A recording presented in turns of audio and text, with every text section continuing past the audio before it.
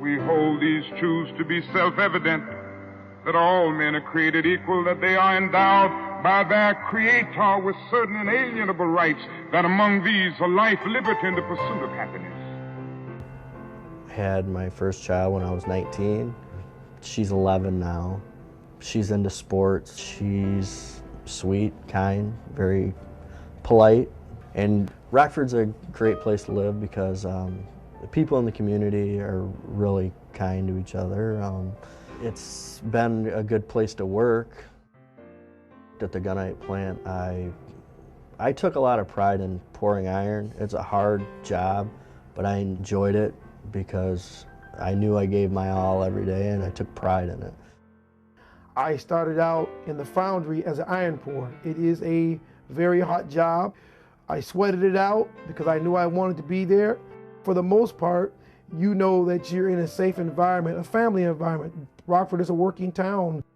I have 3 sons, and I was blessed by God, and I married my soulmate. I know that I'm married to the person that I'm going to be with for the rest of my life, and that's a comforting thing. If a man doesn't have a job or an income, he has neither life nor liberty, possibility for the pursuit of happiness. He merely exists. KKR years ago came in, bought Ackroyd, and basically raped the company. Firing everybody left and right.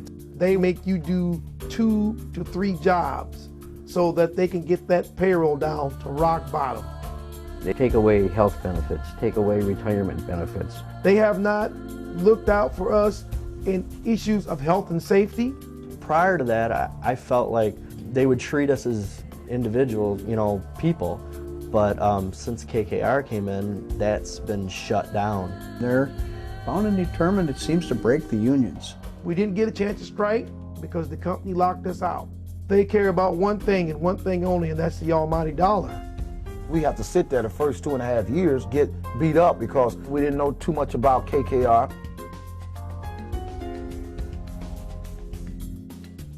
We, along with people from Philadelphia, Pennsylvania, Pittsburgh, Pennsylvania, Brilliant, Wisconsin, Cedar Rapids, Iowa, are facing these buyouts. I think they're greedy, have no regard for anybody beneath them. Hey, this guy needs a couple of days off because he needs to go down to here because his mom's gonna die. She's right on her deathbed. Is she dead yet?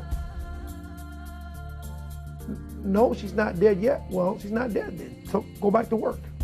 The Kravis Company bought the firm for $500 million, putting down about 20%, borrowing the rest, and deducting the interest from its taxes.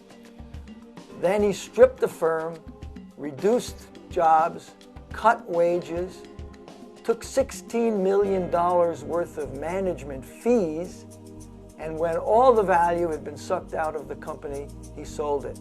It was a great deal for Henry Kravis. It was a terrible deal for America.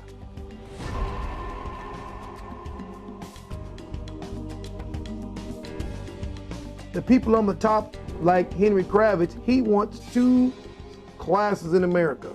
Those that have it and those that don't.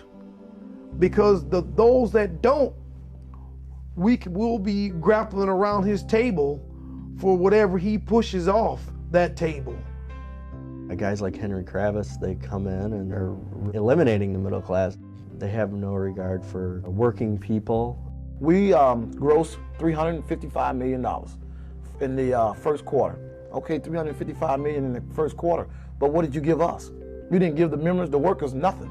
Well, we get a good quality product out the door, which we've done for many, many years, and we take a lot of pride in that. Basically, we are the people that make him. He's running around in his private jet, living in his mansion, got his maid living in a room. She wouldn't be there if it wasn't for people like me, people going to work every day, working for $20-something an hour. A true revolution of values will soon look uneasily on the glaring contrast of poverty and wealth.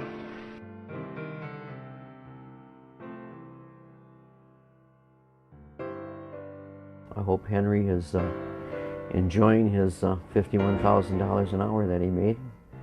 If I was working a 40-hour week, I wouldn't make that in a year.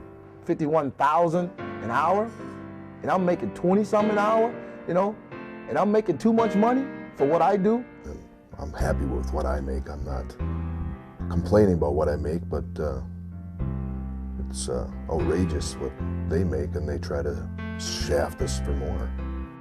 Now the kicker in all of this is that Henry Kravis, who made that year about $50,000 an hour, paid less as a share of his income in taxes than the typical American worker. It makes common sense for us not to give tax deductions for people who are buying these firms, stripping them, and flipping them.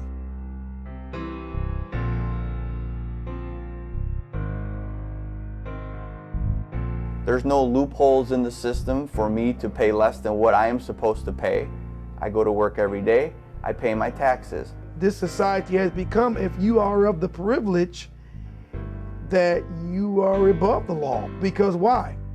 You stand near and dear to the people who are making the law.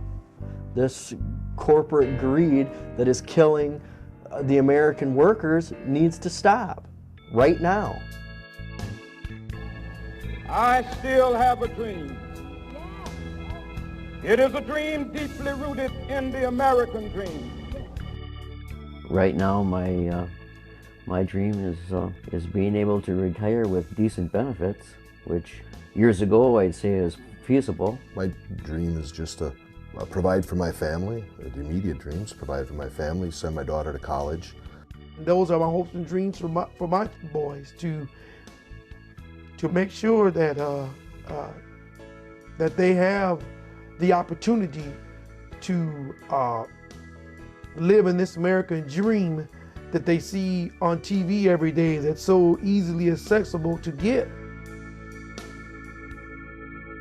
Elected officials, I could wish they would do a better job, because sometimes you got to wonder if they know what the common man is even thinking anymore. If the people up on the Hill are going to continue to let these people pay their responsibility, then we've got the wrong people sitting in those seats up there.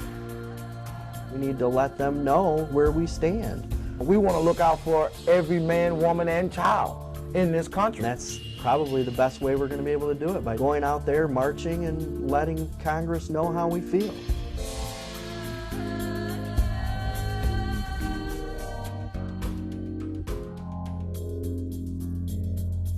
This is America's opportunity to help bridge the gulf between the haves and the have-nots. The question is whether America will do it.